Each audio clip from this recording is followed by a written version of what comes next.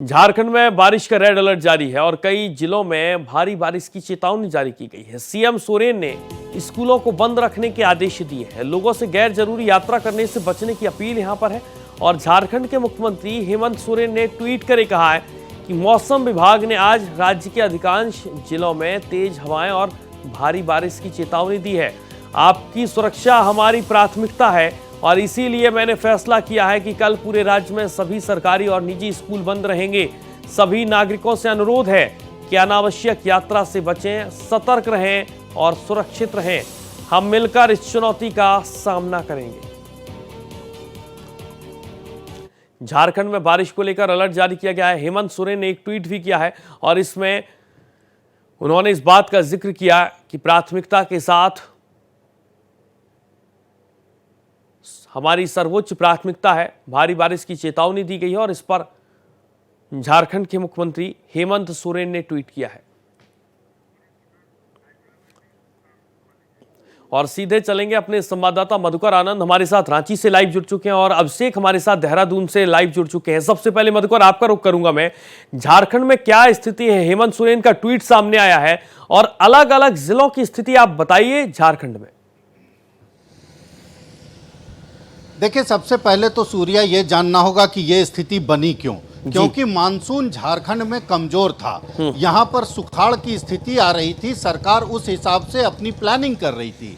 अभी भी देखा जाए तो लगभग 42% जो है बारिश कम हुई है, लेकिन बीते 30 से 35 घंटों से जो बंगाल की खाड़ी में एक सर्कुलेशन का सिचुएशन बना है, जो एक तूफान उठा है, उस तूफान ने झारखंड को तबाह कर दिया है। और खास करके देखा जाए तो संथाल परगना के इलाकों में जो साहेबगंज है, जो बंगाल की खाड़ी से सटा हुआ इलाका या बंगाल से सटा हुआ इलाका है, साहेबगंज है, दुमका है, देवघर है। देवघर में तो स्टेशन पर पूरी तरह से पानी आ गया है और कोई भी गाड़ी नहीं चल पा रही है। लगभग 10 फीट पानी, पूरी पटरी पानी में डूबी हुई है। रांची की अगर बात करें तो रांची में बीते 30 घंटों के दौरान 130 मिलीमीटर बारिश हुई है, जो कि अपने आप में बहुत ज़्यादा बारिश मानी जा सकती है। अभी मैं देखिए, सबसे पहले तो अभी मैं ऐसे इलाके में हूं जो हाईवे का इलाका है, तो यहाँ बारिश का जल जमाव कम है। वैसे भी रांची में जल जमाव नहीं होता है, लेकिन जिस तरह से बेतरतीब कॉलोनियां बसती चली गई, जिस तरह से नगर निगम ने रिश्वतखोरी करके अलग अलग जगहों में जमीनों का आवंटन शुरू कर दिया, जिस तरह से नदियों के इलाके, नदियों के डूब क्षेत्र के इलाके में अलग अलग घर बना दिए गए, उसका आज कहीं ना कहीं खामियाजा लोग भुगत रहे हैं। और रांची में, मैं तो रांची में ही जन्म लिया हूं और रांची में मैं सोच भी नहीं सकता था कि एनडीआरएफ की टीम को बुलाना होगा, क्योंकि यहाँ मैंने 10-10 दिन, 8-8 दिन सर्कुलेशन का और तूफान का असर देखा है, भारी बारिश देखी है,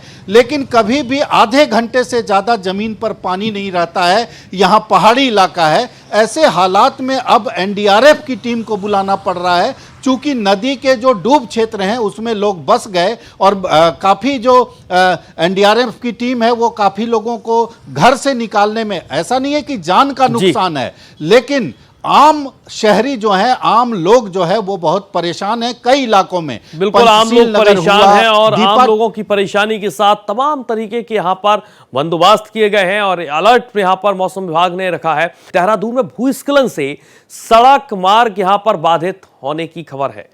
लैंडस्लाइड के कारण प्रदेश में 159 सड़कें ऐसी हैं जो कि बंद हैं। मलबा और बोल्डर आने से 159 सड़कों पर आवागमन ठप है। चमोली में 39, रुद्रप्रयाग में 11 रास्ते बाधित हैं। सीमांत पिथौरागढ़ जिले में एक बॉर्डर रोड, 22 ग्रामीण सड़कें बंद हैं। उत्तरकाशी में 2 राजमार्ग, 1 मुख्य जिला मार्ग, 4 ग्रामीण मोटर मार्ग बाधित हैं।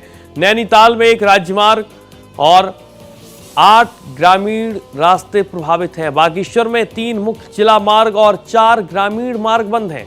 अल्मोड़ा में 1 मुख्य जिला मार्ग, 4 ग्रामीण मोटर मार्ग बंद हैं। चंपावत में 3 और पौड़ी गढ़वाल में 17 ग्रामीण मोटर मार्ग बाधित है।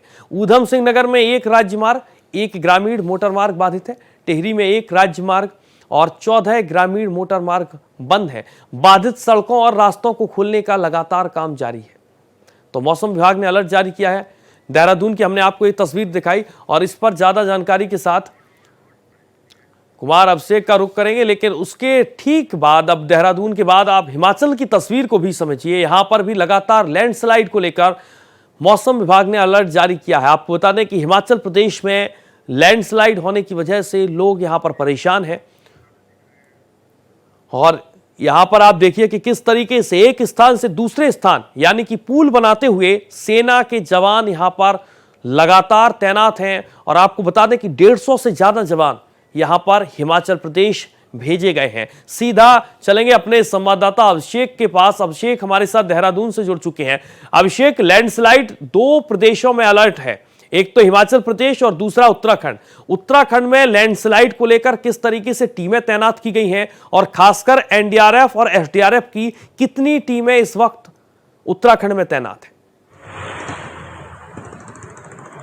बिल्कुल सूर्या, देखिए हालात बहुत ही बदतर है क्योंकि जिस तरह से पिछले दिनों बारिश हुई है, केदारनाथ में हालात जिस तरह से हुए हैं, वहाँ पर सेना के जो 2 हेलीकॉप्टर हैं, चिनूक और MI-17, वो लगातार रेस्क्यू कर रहे हैं। और किस तरह की दिक्कत वहाँ पर है, परेशानी किस तरह की है, इस बात का अंदाजा इस बात से लगाइए कि जो 5000 लोगों का रेस्क्यू एक तारीख को किया गया था और 2 अगस्त को 4500 यात्रियों का वहाँ से रेस्क्यू किया गया है, जिसमें से 700 यात्री दोनों ही दिन 700 यात्री हेलीकॉप्टर के माध्यम से रेस्क्यू किए गए थे। तो इस तरह की स्थिति यहाँ पर है। और जहाँ तक टीमों की बातें, देखिए पहले ही डिप्लॉयमेंट से ज़्यादा टीमें एसडीआरएफ की और एनडीआरएफ की 5 से 7 टीमें जो अलग अलग हिस्सों में केवल गढ़वाल में काम कर रही हैं, ये सभी रेस्क्यू कार्यों में जुटी हुई हैं। इसके साथ ही क्योंकि मौसम विभाग ने अभी अगर हरिद्वार और उधम सिंह नगर, ये 2 मैदानी जिले हैं, इनको अगर छोड़ दें तो बाकी के जो 11 जिले हैं उससे अलर्ट जारी किया है। ज्यादातर हिस्सों में यानी 9 जिलों में येलो अलर्ट है और खासी इसके साथ ही जो खास तौर पर जो विशेष तौर पर एडवाइजरी जारी की गई है वो पाकिस्तान और सबूत के लिए की गई है। लेकिन दिक्कत ये है कि गढ़वाल में 4 धाम यात्रा चल रही है और 4 धाम यात्रा के दौरान केदारनाथ यात्रा पूरी तरह से ठप है। इसी तरह उत्तरकाशी में लैंडस्लाइड होने से जो गंगोत्री की यात्रा है वो भी बाधित हो रही है। समय समय पर हालांकि खोला जा रहा है उस जो भी रास्ते हैं, लेकिन ये जो बारिश के चलते जो रास्ते अवरुद्ध हो रहे हैं उसके कारण कहीं ना कहीं जो यात्री है उनको परेशानी का सामना करना पड़ रहा है। इसके साथ ही जैसा कि केदारनाथ में जो नुकसान हुआ है, पैदल मार्ग अभी ये नहीं कहा जा सकता, प्रशासन इस पर कोई जवाब दे रहा है कि कब तक यात्रा सुचारू हो पाएगी। इसलिए एहतियातन सभी जो यात्री वहाँ पर फंसे हुए हैं, जगह जगह जो फंसे हुए हैं, उनको निकालने की कार्रवाई की जा रही है। कल करीब 3 बजे के आसपास एक बार फिर जो रेस्क्यू चल रहा था, मौसम खराब होने की वजह से उसको बंद किया गया था और आज की अभी भी मौसम वहाँ पर खराब है। अभी तक जो है रेस्क्यू ऑपरेशन शुरू नहीं हो पाया है और अब थोड़ी देर बाद शायद मगर मौसम साफ रहे और मौसम के साथ दिया तो रेस्क्यू ऑपरेशन दोबारा से शुरू होगा। लेकिन इस एडवाइजरी के साथ जो मैदानी इलाका खासतौर पर राजधानी देहरादून है, यहाँ पर भी अलर्ट जारी किया गया है और वाटर लॉगिंग की समस्या सबसे ज्यादा देहरादून में ही है। अगर पूरे उत्तराखंड की बात करें, मैदानी जिलों की बात करें तो वाटर लॉगिंग की समस्या यहाँ पर देखने को मिलती है और जिस तरह से अलर्ट जारी किया गया है, बिल्कुल मैदानी इलाके भी यहाँ पर अलर्ट मोड पर रखे गए हैं। मौसम विभाग ने चेतावनी जारी की। हमारे संवाददाता अभिषेक के महत्वपूर्ण जानकारी दे रहे हैं।